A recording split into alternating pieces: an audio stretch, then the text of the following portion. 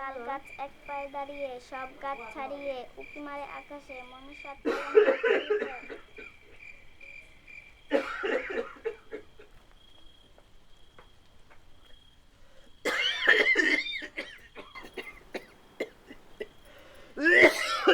এই সংসারে তো আমার কথার কোনো দামই নাই।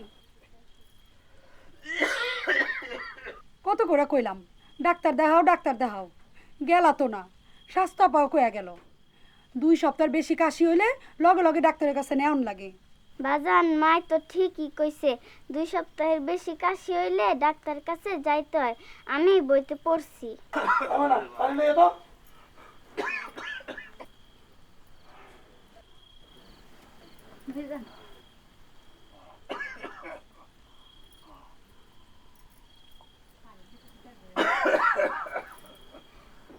শো মিয়া ভাই শো। তুমি কালই ডাক্তারের কাছে যাইবা, বুঝছো? আরে বউ, আমি কালই ডাক্তারের কাছে যাবো।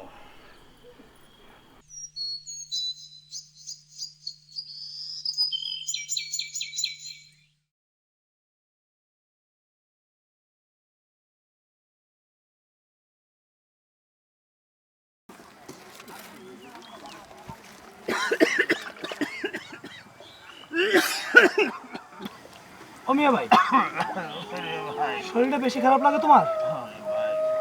মিয়া ভাই লও, আইসার কাম করুন দরকার নেই, বাড়ি লও।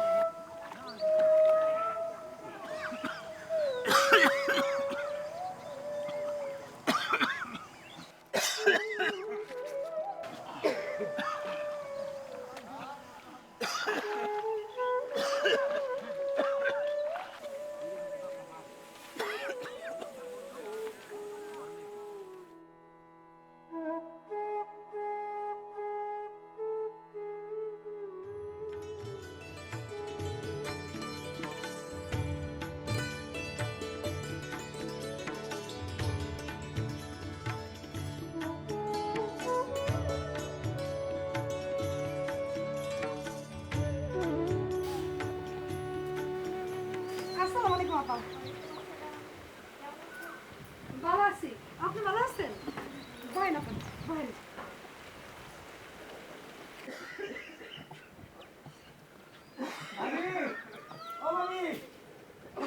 কি হয়েছে? হ্যাঁ, কি কর?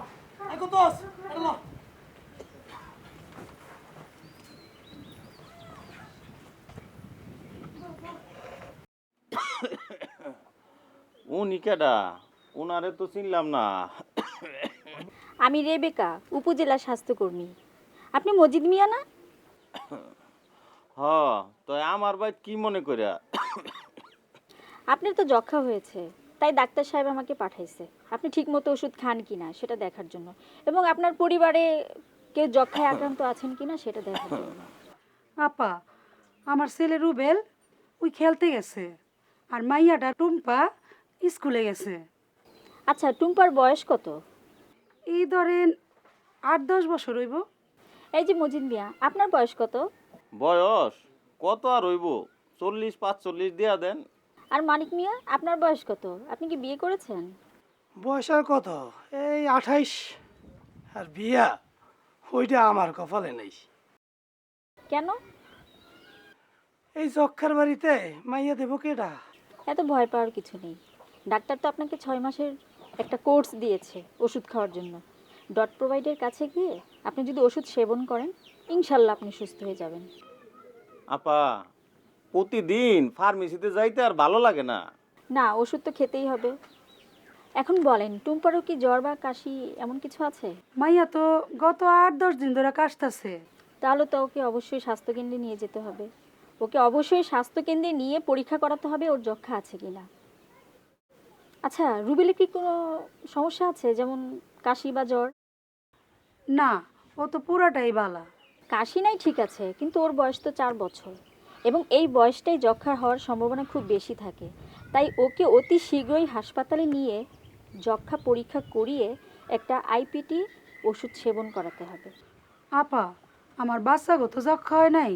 বাচ্চাদেরই যক্ষা হওয়ার সম্ভাবনা খুব বেশি থাকে, কারণ একজন যক্ষ্মা রোগীর সংস্পর্শে থাকলে হাঁচি কাশির মাধ্যমে যক্ষ্মা রোগীর জীবাণু একজন সুস্থ মানুষের দেহে প্রবেশ করতে পারে, আর তখনই যক্ষ্মা হওয়ার সম্ভাবনা খুব বেশি থাকে। কোন কি আপা? বাচ্চাদের যক্ষ্মা হলে পঙ্গু হতে পারে, এমনকি মারাও যেতে পারে। বাচ্চা গোজা হইলে কেমনি বুঝুম? শিশু যক্ষ্মা হওয়ার প্রধান লক্ষণ হচ্ছে 2 সপ্তাহের বেশি কাশি থাকা, এবং এর সাথে সাধারণ কিছু উপসর্গ আমরা দেখতে পাই। সেটা হচ্ছে ওজন না বাড়া, খেলাধুলা কম করা এবং আস্তে আস্তে নিস্তেজ হয়ে যাওয়া। ফুলবানু, আপার কথাটা মন দিয়া শুনিস। আচ্ছা, আপনারা সবাই কিন্তু আমার কথাগুলো মনোযোগ দিয়ে শুনবেন এবং মনে রাখবেন, ঠিক আছে? আর বাচ্চাদেরকে কিন্তু অবশ্যই স্বাস্থ্যকেন্দ্রে নিয়ে যেতে ভুলবেন না, একদম ভুলবেন না। তাহলে আজকে আমি যাই না? আল্লাহ আচ্ছা হাফেজ। আপা। ঠিক আছে। আসসালামু আলাইকুম। ওয়ালাইকুম আসসালাম। আরে রেবিকা আপা, আমাদের গ্রামে? আরিফ ভাই কেমন আছেন? জি আপা, ভালো আছি। রোগীরা ঠিক মতো আসে তো? জি আপা, আসে।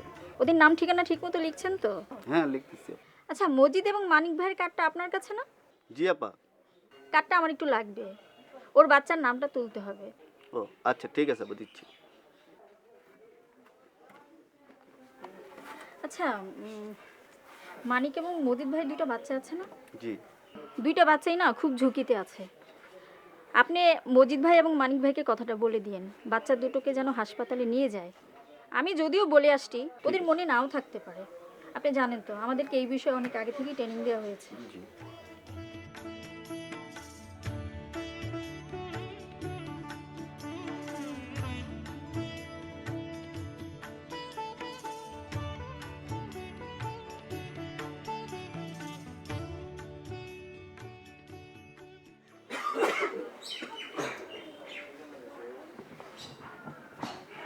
আসসালামু আলাইকুম। ওয়ালাইকুম আসসালাম। কি অবস্থা মজিদ মিয়া? আপনারা তো ওষুধ খাচ্ছেন, ভালো কথা, কিন্তু আপনাদের বাচ্চাদের অবস্থা কি? ওকে কি স্বাস্থ্যকেন্দ্রে নিয়ে গেছিলেন? ওরা কিন্তু বেশি ঝুঁকির মধ্যে আছে। বলেন ডাক্তার। হ্যাঁ, ওর যদি যক্ষ্মা ধরা নাও পড়ে, ওকে এমন একটা ওষুধ দিবে যেটা ওকে যক্ষ্মা থেকে রক্ষা করবে, ঠিক আছে? হ, আমি কালই স্বাস্থ্যকেন্দ্রে নিয়ে যাবো। এই নেন ওষুধ।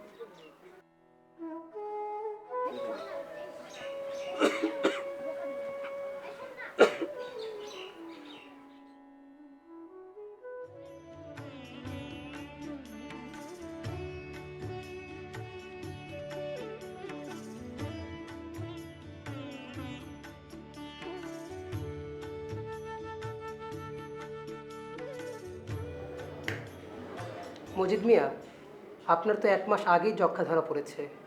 ভালোই করেছেন, আপনার 2টি শিশুকে আমাদের এখানে তাড়াতাড়ি যক্ষ্মার পরীক্ষা নিরীক্ষা করার জন্য নিয়ে এসেছেন। পরীক্ষা নিরীক্ষায় টুম্পার যক্ষ্মা ধরা পড়েছে। কোনো অসুবিধা নেই, আমি ওষুধপত্র লিখে দিচ্ছি, ইনশাল্লাহ অসুস্থ হয়ে যাবে। তবে রুবেল, যদিও ওর যক্ষ্মা ধরা পড়েনি, কিন্তু ওর বয়স 5 বছরের নিচে হওয়ায় ও একটু বেশি ঝুঁকির মধ্যে আছে। ডাক্তার সাহেব, তাইলে উপায়?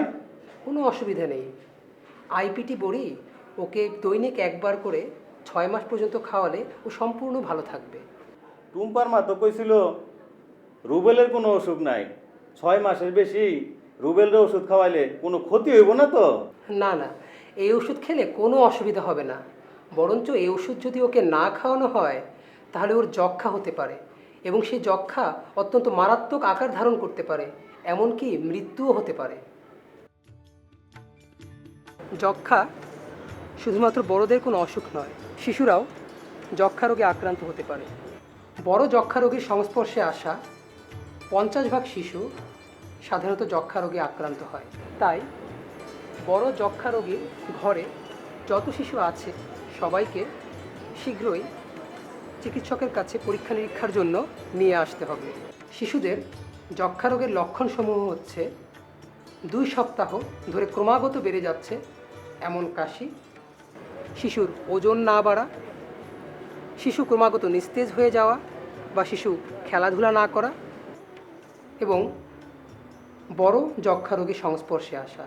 শিশুদের যক্ষ্মা বিভিন্ন রকম হতে পারে, এর মধ্যে সবচেয়ে বেশি হয় কাশি বা ফুসফুসে যক্ষ্মা।